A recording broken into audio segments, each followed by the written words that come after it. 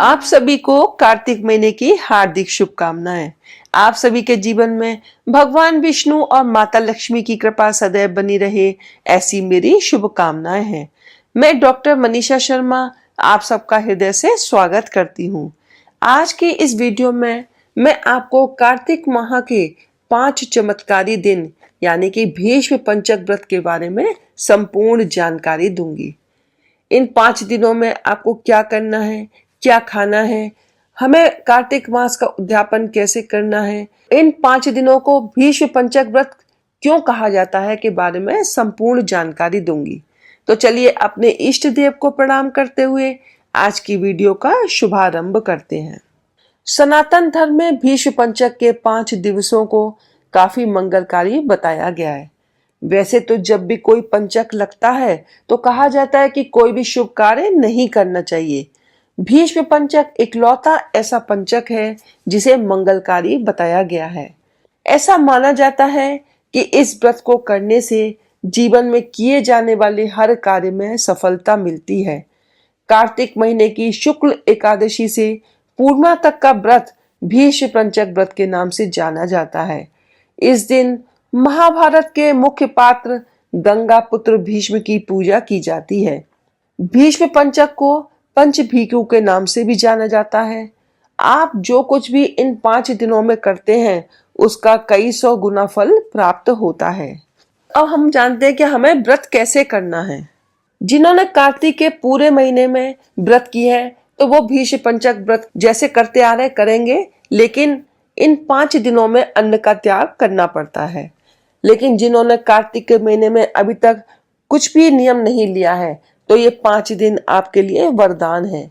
इन 5 दिनों में स्नान, दीपदान आदि का नियम ले सकते हैं। पूरे महीने के कार्तिक व्रत का फल आपको प्राप्त होगा। देवउठनी एकादशी पर व्रत का संकल्प लें। भगवान विष्णु की पूजा करनी है। पंचभीकु व्रत की कथा सुननी है। आप 5 दिन फलाहार लेकर व्रत धारण कर सकते हैं। इन 5 दिनों में ब्रह्म मुहूर्त में स्नान, 365 बत्तियों का दीपदान, गंगा स्नान, अन्न का दान आदि कर सकते हैं। इससे आपको अत्यंत पुण्य फल की प्राप्ति होती है। स्नान के जल में थोड़ा सा गंगा जल, आंवले का रस या आंवले का चूर्ण या थोड़े से काले तिल डालकर स्नान करें। हर हर गंगे बोले, सभी नदियों के नाम बोल सकते हैं। इसके बाद भगवान सूर्य को इन 5 दिनों में अर्घ्य अवश्य प्रदान करना है। तुलसी माता की पूजा अर्चना करनी है। भीष्म पितामह को अर्घ्य प्रदान करना है।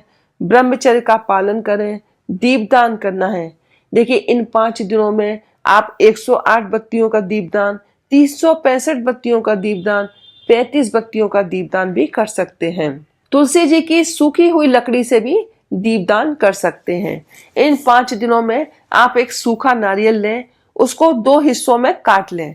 तो इस तरह से ये आपको 2 आपके दीपक तैयार हो जाएंगे। आप इनमें 365 बत्तियां या 108 बत्तियां लगा करके दीपदान कर सकते हैं। आप जो बत्तियां हैं वो घर में भी बना सकते हैं, नहीं तो बाजार से भी ये बत्ती बनी बनाई आती है। एक रुई की बत्ती बनी आती है 365 और एक कच्चे धागे से बनी आती है 365।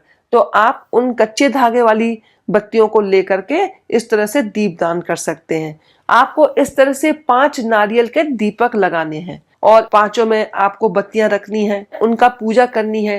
रोली, कुमकुम आदि से दीपों की पूजा करें। 2-3 बार पानी लेकर के हाथ घुमाएं दीपक के ऊपर। इस तरह से ये आपका दीपदान हो जाता है। अब जानती है कि ये दीपदान आपको कहाँ करना है। देखिए आप भगवान विष्णु के सामने दीपदान कर सकते हैं, पीपल वृक्ष के लिए कर सकते हैं, आंवले में कर सकते हैं, बट वृक्ष में कर सकते हैं और आकाश दीप जला सकते हैं। आप यदि गंगा जी जा रहे हैं तो गंगा जी के तट पर भी आप इस दीपदान को कर सकते हैं। पंचभीकु की पूजा के लिए आपको एक चौमुखी दीपक लेना है। ये दीपक आप तुलसी जी के सामने जला सकते हैं।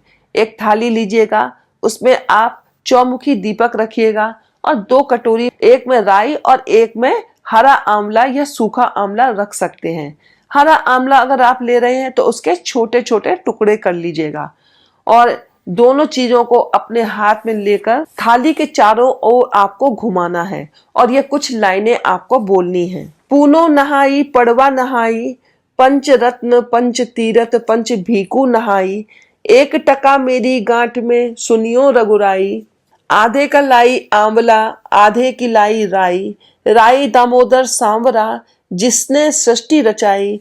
राजा के घर उतरी पुत्री बनकर आई, राजा लाया ब्याह कर रानी बनकर आई। चार चक्कर चार मक्कर चार दिए की लौ, मैं तुमसे पूछूं किशन जी कब निसारा होए। जब आएगा कार्तिक का महीना तब निसारा होए, जब नहाएंगे कार्तिक का महीना तब निसारा होए। इस तरह से आप ये लाइनें बोल सकते हैं और ये जब पूरी हो जाए उसके बाद जो आपके हाथ में राई और आंवला है उसको दीपक की थाली में रख दें। तो इस तरह से आप ये पंचभीकु की पूजा कर सकते हैं। आपको ये एक ही दिन करना है, पहले एकादशी वाले दिन कर सकते हैं या पूर्णमासी के दिन भी कर सकते हैं।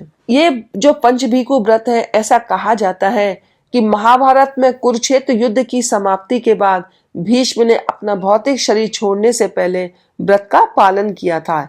इस व्रत के महात्म्य का वर्णन पद्म पुराण में मिलता है। यह व्रत रखने से संयम और सात्विकता आती है। इस व्रत में आपको अन्न का त्याग करना पड़ता है। आप फलाहार ले सकते हैं, दूध दही आदि ले सकते हैं, इसमें अन्न नहीं खाया जाता है, बस इस बात का ध्यान रखना पड़ता है। कार्तिक पूर्णिमा पर आपको अपने इन व्रत का उद्यापन करना है। फिर पड़वा पर चिड़ा चिड़ी की कथा सुनकर भगवान को खिचड़ी का भोग लगाकर अपने व्रत का पारण करते हैं। पंचभीकु व्रत में देखिए तर्पण भी किया जाता है। भागवत महापुराण या गीता का पाठ करना चाहिए। निसंतान दंपति को संतान की प्राप्ति होती है, सुख सम्मान में वृद्धि होती है। जो तर्पण होता है वो भीष्म पितामह के लिए किया जाता है। तो आप इस तरह से अपने व्रत को पूर्ण कर सकते हैं। अब हम जानते हैं कि ये भीष्म पंचक व्रत इनको क्यों कहा जाता है। तो इसके लिए एक छोटी सी कथा आती है, वो मैं आपको सुनाती हूँ। जब महाभारत का युद्ध समाप्त हुआ तब भीष्म पितामह सूर्य के उत्तरायण होने की प्रतीक्षा कर रहे थे और पांचों पांडवों को उनके पास लेकर भगवान कृष्ण गए, क्योंकि जो भीष्म पितामह है वो बाणों की शैया पर लेटे हुए थे। जब भगवान कृष्ण पांचों पांडवों को लेकर उनके पास पहुंचे तो युधिष्ठिर जी ने भीष्म पितामह से राज संबंधी उपदेश देने की प्रार्थना की। तब उन्होंने 5 दिनों तक राजधर्म, मोक्ष धर्म, वर्ण धर्म आदि का उपदेश दिया। इससे भगवान कृष्ण प्रसन्न हुए। उन्होंने कहा कि हे पितामह, आपने जो ये 5 दिनों तक उपदेश दिया है उससे मैं अत्यंत प्रसन्न हूँ। आपकी स्मृति में मैं ये भीष्म पंचक व्रत स्थापित करता हूँ। जो लोग इस व्रत को धारण करेंगे वे कई प्रकार का सुख भोग कर अंत में मोक्ष को प्राप्त होंगे। उन्हें पुत्र पौत्रादि धन धान्य की कोई कमी नहीं रहेगी। वे आयु पर्यंत हर प्रकार के भौतिक सुखों को प्राप्त करेंगे। ये शास्त्रीय प्रमाण है इस व्रत का। तो यदि आपने अभी तक पूरे कार्तिक के महीने में कुछ नहीं किया है तो आप इन 5 दिनों का लाभ उठा सकते हैं। इस व्रत के कुछ नियम हैं जो हमें ध्यान में रखने चाहिए। देखिए, आप सबसे पहले व्रत का संकल्प लेंगे और जब आप स्नान करेंगे तो आपको तारों की छांव में ही स्नान करना है। आपको ज्यादा से ज्यादा मंत्र का जाप करना है। विष्णु सहस्त्र नाम का पाठ करिएगा। ये विधि मैं आपको बहुत सरल तरीके से बता रही हूँ, क्योंकि जो शास्त्रों में वर्णित है वो विधि थोड़ा सा कठिन है, मुश्किल है। हम गृहस्थियों के लिए ये विधि आसान है। आप इस विधि से भी आप पंचभीकु व्रत कर सकते हैं।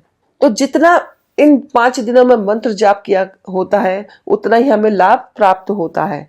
आकाश दीप भी आपको अवश्य प्रज्वलित करना है। ये जो व्रत है, वैसे तो जो शास्त्रों में लिखा है निराहार लिखा है कि निराहार रहकर व्रत करना चाहिए, लेकिन ये संभव सबके लिए नहीं है। तो आप एक समय फलाहार कर सकते हैं। आप दिन में चाय दूध आदि ले सकते हैं, ड्राई फ्रूट्स वगैरह खा सकते हैं और शाम की पूजा के बाद आप भगवान को फलाहार का भोग लगा करके अपना भी व्रत खोल सकते हैं। उद्यापन आप कार्तिक पूर्णिमा को करें तो इसमें आप क्या कर सकते हैं कि आप पंडित पंडितानी को बुला करके अपने घर में भोजन करा सकते हैं और ऊनी वस्त्रों का दान दें। छाता, जूते, चप्पल, गर्म कपड़े आदि का दान दे सकते हैं।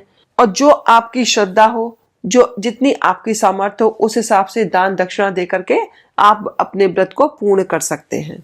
यदि आप इन 5 दिनों में चाहें तो आप अखंड दीपक प्रज्वलित कर सकते हैं। अखंड दीपक जलाना करना भी बहुत शुभ माना जाता है। तो इस तरह से आप अपने व्रत को पूर्ण करिएगा और व्रत का फल आपको अवश्य प्राप्त होगा।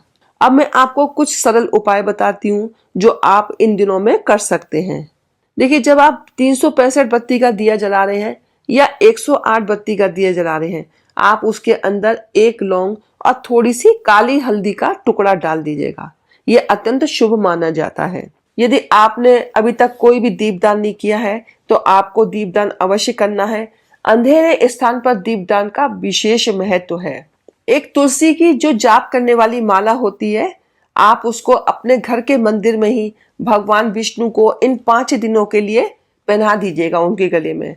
और 5 दिन तक जब आप अपने मंदिर में विराजमान विष्णु जी के गले में ये माला पहनाएंगे तो आप मंत्र जाप आदि करेंगे तो ये माला अपने आप अभिमंत्रित हो जाएगी। और 5 दिनों के बाद यदि आप चाहें तो ये तुलसी जी की माला खुद भी धारण कर सकते हैं, नहीं तो अपने मंदिर में आप इसको रख दीजिएगा। इस पे आप बाद में जाप भी कर सकते हैं। आपको इन दिनों में चावल का दान अवश्य करना है। आप एकादशी के दिन, द्वादशी के दिन, इन 5 दिनों में किसी भी दिन चावल का दान कर सकते हैं। इन 5 दिनों में आपको तुलसी का पौधा भी दान अवश्य करना चाहिए। आप यदि किसी को दान कर सकते हो दान कर दीजिए, नहीं तो आप मंदिर में इस पौधे को रखकर आ सकते हैं। अब हमें कुछ सावधानियां रखनी है। देखिए, इन 5 दिनों में आपको शरीर पर तेल नहीं लगाना है, भूमि पर शयन करना है, इससे अकाल मृत्यु से बचाव होता है। आपको बैगन, करेला, दही, मांसाहार, चावल आदि नहीं खाने हैं। लाल मसूर की दाल आदि का सेवन नहीं करना है। तो ये छोटी छोटी सावधानियां हैं जो आपको रखनी है। आपके द्वारा कोई आहत ना हो। आपको मन, वचन और कर्म से सात्विक रहना है। सभी का आदर और सम्मान करना है। पशु पक्षियों को खाने के लिए कुछ ना कुछ अवश्य देना है। आप इन छोटी छोटी सावधानियों को ध्यान में रखिएगा और अपने व्रत को पूर्ण करिएगा। तो आज की वीडियो में बस इतना ही। मिलते हैं अगली वीडियो में कुछ नई जानकारी के साथ। यदि आपको आज की वीडियो अच्छी लगी हो तो प्लीज लाइक करें, मेरे चैनल को सब्सक्राइब करें, शेयर करें, बेल आइकन को प्रेस करें ताकि आपको आगे आने वाली वीडियोस का नोटिफिकेशन प्राप्त हो सके। हर हर महादेव, जय भोलेनाथ।